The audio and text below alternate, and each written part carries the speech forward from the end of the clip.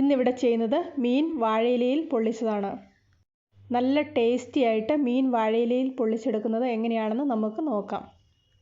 അതിനു വേണ്ടിയിട്ട് ഇവിടെ ഒരു മീൻ കഴുകി വൃത്തിയാക്കി ഒന്ന് വരഞ്ഞു വെച്ചിട്ടുണ്ട്. മീൻ ഇതുപോലെ ഒന്ന് വരഞ്ഞെടുക്കുകയാണെങ്കിൽ മീനിൻ്റെ ഇടയ്ക്കൊക്കെ മസാലയൊക്കെ കയറി മീൻ പൊള്ളിച്ചെടുക്കുമ്പോൾ നല്ലൊരു ടേസ്റ്റ് കിട്ടും. മീൻ പൊള്ളിക്കുമ്പോൾ ആദ്യം തന്നെ ചെയ്യേണ്ടത് മീൻ ആദ്യം ഒന്ന് മസാലയിൽ പുരട്ടി വെക്കണം. അതിനു വേണ്ടിയിട്ട് ഇഞ്ചി വെളുത്തുള്ളി ചതച്ചത്, കുറച്ച് മുളക് പൊടി, ഇവിടെ എരിവുള്ളതും എരിവില്ലാത്തതുമായ മുളക് പൊടി എടുത്തിട്ടുണ്ട്, കുറച്ച് കുരുമുളക് പൊടി, കുറച്ച് മഞ്ഞൾപ്പൊടി, ആവശ്യത്തിന് ഉപ്പ്, ഇവ ചേർത്തൊന്ന് നന്നായിട്ട് മിക്സ് ചെയ്തെടുക്കാം. ഇതുപോലെ മീൻ പുരട്ടി വെക്കുമ്പോൾ കുറച്ച് നാരങ്ങാനീരും കൂടെ ചേർക്കുകയാണെങ്കിൽ നല്ലതാണ്. ഞാനിവിടെ നാരങ്ങാനീര് ചേർക്കുന്നില്ല. വളരെ കുറച്ച് വെള്ളം ഒഴിച്ച് കൂട്ടൊക്കെ ഇവിടെ മിക്സ് ചെയ്ത് വെച്ചിട്ടുണ്ട്. ഇനിയൊന്ന് ഇത് മീനിൻ്റെ മുകളിലായിട്ട് പുരട്ടി കൊടുക്കാം. മീനിൻ്റെ രണ്ട് വശത്തും അകംഭാഗത്തും മസാല ഇതുപോലെ ഒന്ന് പുരട്ടിക്കൊടുത്ത് മിനിമം ഒരു 10 മിനിറ്റെങ്കിലും വെക്കുന്നത് നല്ലതാണ്. മസാലയൊക്കെ പുരട്ടി ഒരു 10 മിനിറ്റിന് ശേഷം ഇത് വെളിച്ചെണ്ണയിലൊന്ന് വറുത്തെടുക്കാം. മീൻ ഇതുപോലെ വെളിച്ചെണ്ണയിൽ വറുത്തെടുക്കുന്നതിനാണ് കൂടുതൽ ടേസ്റ്റ്.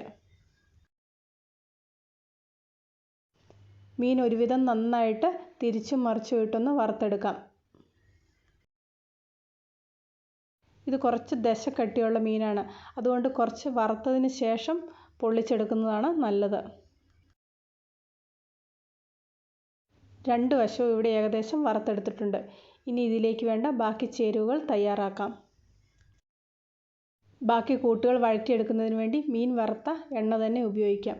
ഇത് കുറച്ച് വെളുത്തുള്ളി ചെറുതായിട്ട് മുറിച്ചത്, ഇഞ്ചി ചെറുതായിട്ട് മുറിച്ചത്, പച്ചമുളക് ചെറുതായിട്ട് മുറിച്ചത്, ഒരു 2-3 സവോള ചെറുതായിട്ട് മുറിച്ചത്, കുറച്ച് കറിവേപ്പില, ഇതിലേക്ക് കുറച്ച് ഉപ്പും കൂടെ ചേർത്ത് നന്നായിട്ടൊന്ന് വഴറ്റിയെടുക്കാം.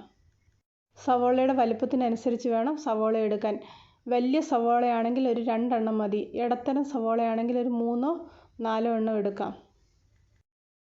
കൂട്ടുകളൊക്കെ നന്നായിട്ട് ഇവിടെ എണ്ണ തെളിഞ്ഞു വന്നിട്ടുണ്ട്. ഇനി ഇതിലേക്ക് വേണ്ട ബാക്കി കാര്യങ്ങൾ ചെയ്യാം. ഇവിടെ 2 ഇല വാട്ടി വെച്ചിട്ടുണ്ട്.